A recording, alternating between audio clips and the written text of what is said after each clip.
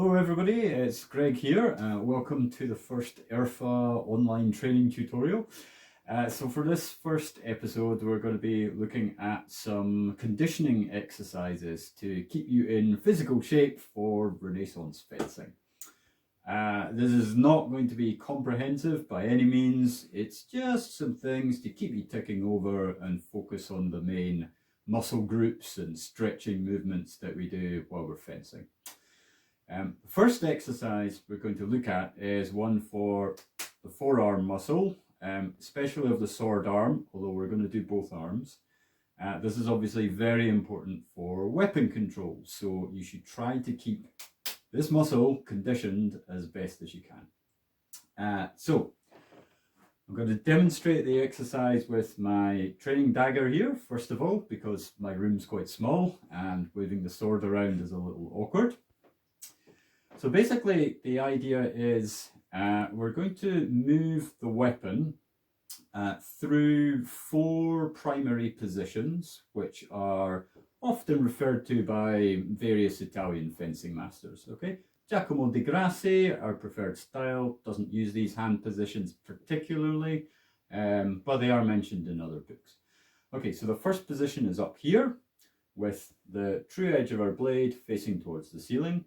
The second position is out here with the true edge facing outwards. The third position down here facing the ground, and the fourth position up here with the true edge facing the inside line. So the first three positions are like di Grassi's high ward, broad ward and low ward, and then we've got this fourth position that doesn't have a guard correlation in di Grassi. So the exercise is you're going to hold the weapon extended but not locked, and then you're going to rotate it, keeping the point on line. So you're moving between these four positions. So you're drawing kind of cone shape in the air, or at least 3/4 of a cone shape. Okay, so the true edge of the weapon's moving from 12 o'clock through 3 o'clock, 6 o'clock, 9 o'clock, 6 o'clock, 3 o'clock, and then back to 12 o'clock. Okay, so the idea is this muscle has to hold the weight in place and it gets a bit of a workout while we're doing that. It's really important that you do not lock your arm out. Okay, if I hold my arm out to the side, so it's not locked like this, it's extended like this.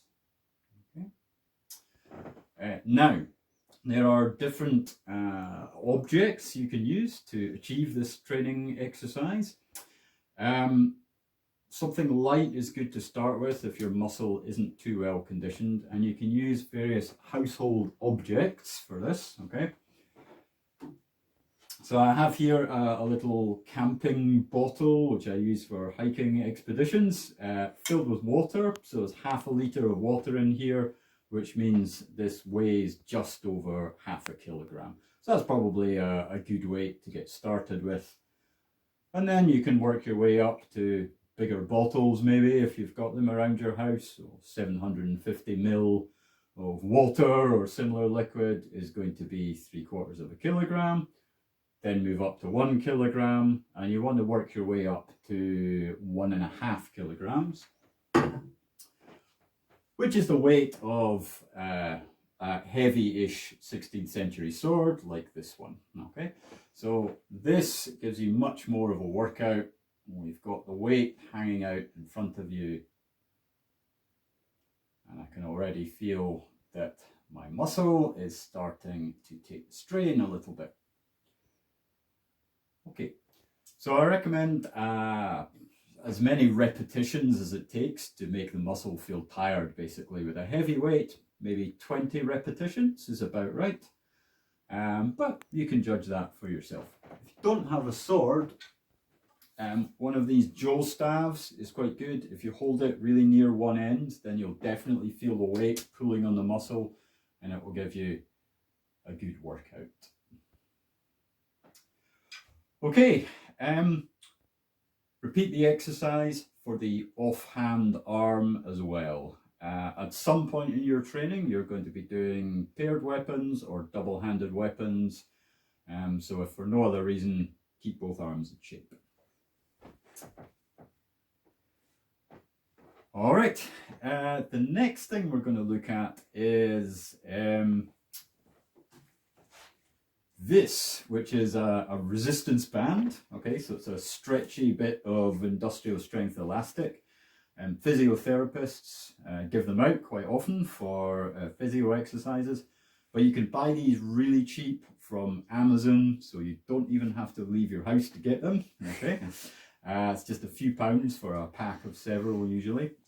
And this is important for working on the chest and the corresponding muscles back here around the shoulder blades. It's a really simple exercise. It's just a chest expansion. You've probably seen these at the gym or done them yourself.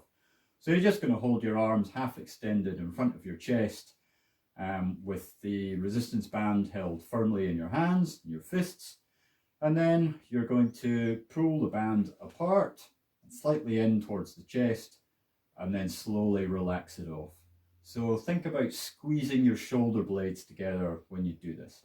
And this really gives you a nice workout across the chest and around all the muscles at the top of your arms and your shoulder blades and your shoulders themselves. Okay, these muscles are really important for supporting the weight of the weapon when you're fencing. And that's it really. It's a very simple exercise, but for next to no money at all, this is a really good training tool, so I recommend it. Okay, next thing we're going to work on is the upper legs, the thighs. There are a couple of different ways you can work these out. Of course, you can do squats. So quite simply, you just keep your feet flat on the ground. Try and think about pushing into the ground with your heels. And then as you drop down, counterbalance with your hands like so, and then push up with your heels to come up to standing height.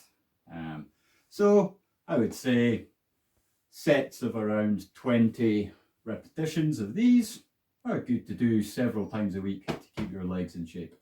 But something more fencing oriented you can do is also useful for practicing your footwork.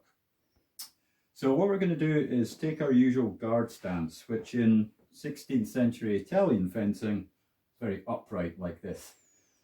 Muscles will be quite relaxed. We don't want that because we want to work them out. So what we're going to do is sit down into a much lower stance than normal, like so. Trying to keep the head and the spine as upright as possible. A slight forward lean is inevitable when you crouch like this, but more or less upright.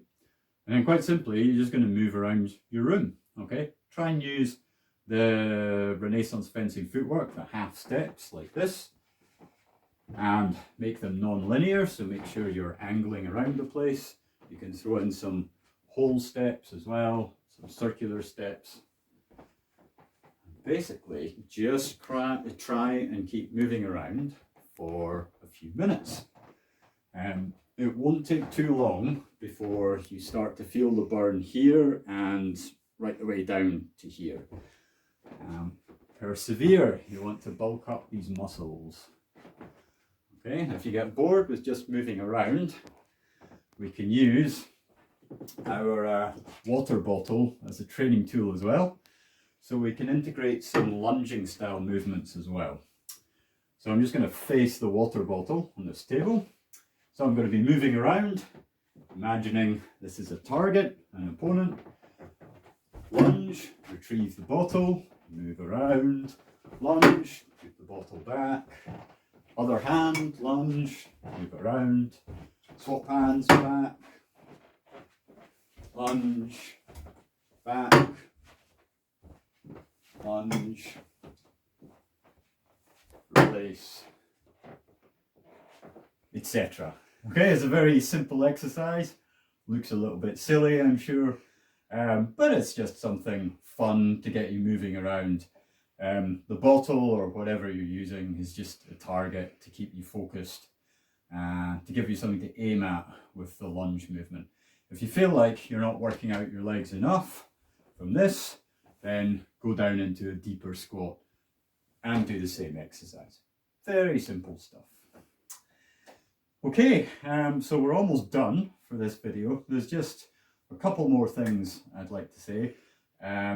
Firstly, regular training exercises, which are commonly used in gyms and other sports, are also useful. So the squats we've already talked about. Another set of muscles that's good to keep in shape are the core abdominal muscles here.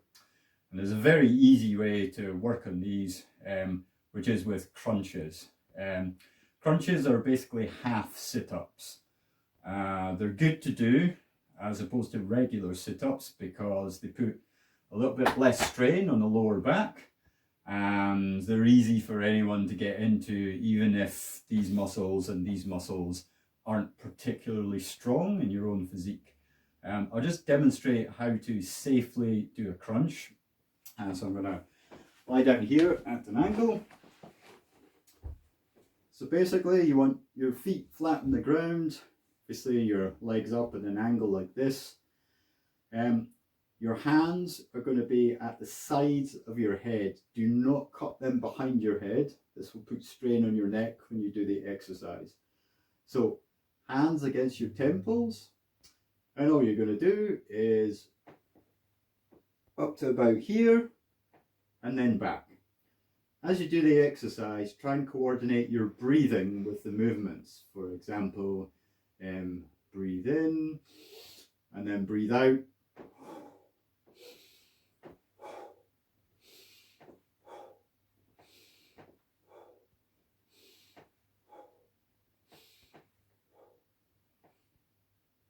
And that's it. Okay, you just try and keep your feet flat on the ground as you do the exercise. Nice and simple, nothing complicated. Anyone can do it. Again, sets of about 20 repetitions is what I would recommend to get started. Now, all of these exercises you can fit together into your own little exercise regime. I recommend 20 to 30 minutes, several times a week.